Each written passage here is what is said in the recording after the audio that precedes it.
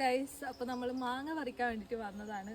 മാങ്ങ കിട്ടുമോ ഇല്ലയോ എന്നറിയില്ല, എന്തായാലും നോക്കാം. കാരണം മാങ്ങ ഫുള്ള് മുകളിലാണ് ഉള്ളത്, അങ്ങോട്ട് മുഴുവനും പിന്നെ ഈ സൈഡൊക്കെ മുകളിലാണ് മാങ്ങ ഉള്ളത്. അപ്പോൾ കിട്ടുമോ ഇല്ലയോ എന്നറിയില്ല.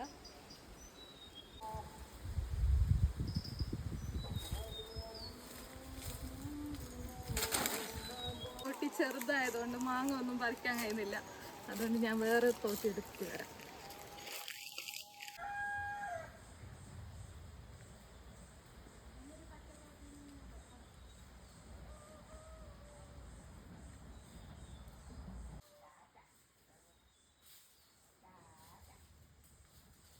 അപ്പോൾ നമ്മളുണ്ടല്ലോ ആ ഒരു തോട്ടിനെ തന്നെ കുറച്ച് മോഡിഫിക്കേഷൻ ആക്കിയിട്ട് കൊണ്ടുവന്നതാണ്.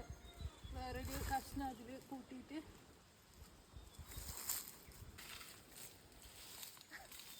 ഇത് വലുതായതുകൊണ്ട് കിട്ടുന്നു.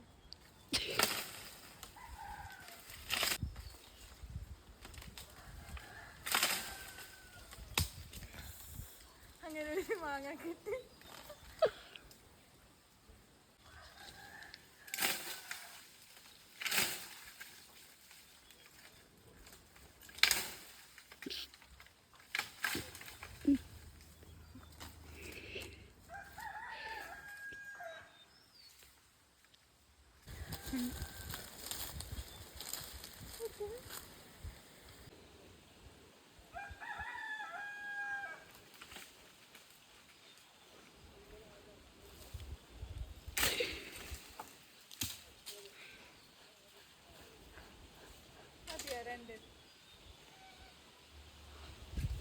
നോക്ക് പറിക്കാനാണ്.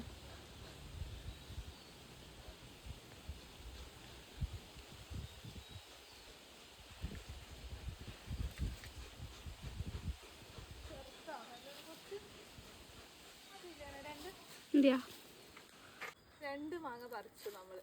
അപ്പൊ അതിപ്പോ തൽക്കാലം അത് മതി, കാരണം ഇത്ര കഷ്ടപ്പെട്ടിട്ടാണെങ്കിലും രണ്ട് മാങ്ങ കിട്ടിയല്ലോ. അപ്പൊ നമ്മളത് ഉപ്പിലിട്ടിട്ട് കഴിക്കാം. അപ്പൊ ഇതാ ഒരു വലിയ മാങ്ങയും പിന്നെ ഒന്ന് ചെറുതും ആയിപ്പോയി. സാരമില്ല അല്ലേ.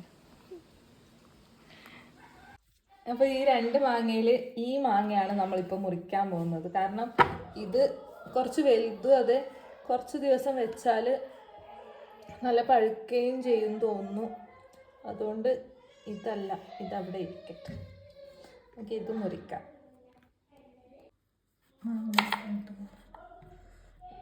ഇതും നല്ല ഇതായ പോലെ ഉണ്ട് അല്ലേ.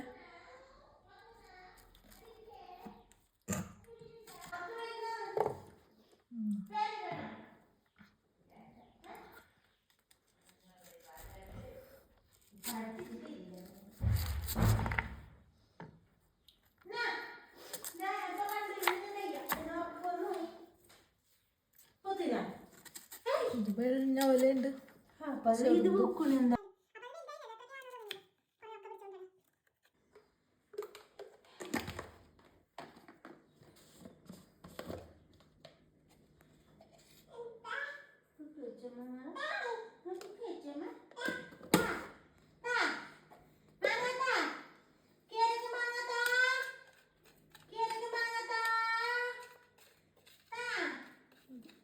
അപ്പോൾ ദേവുണ്ട്.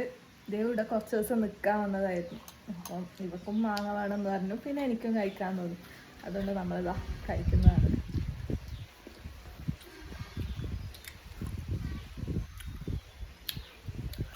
നല്ല ടേസ്റ്റ്.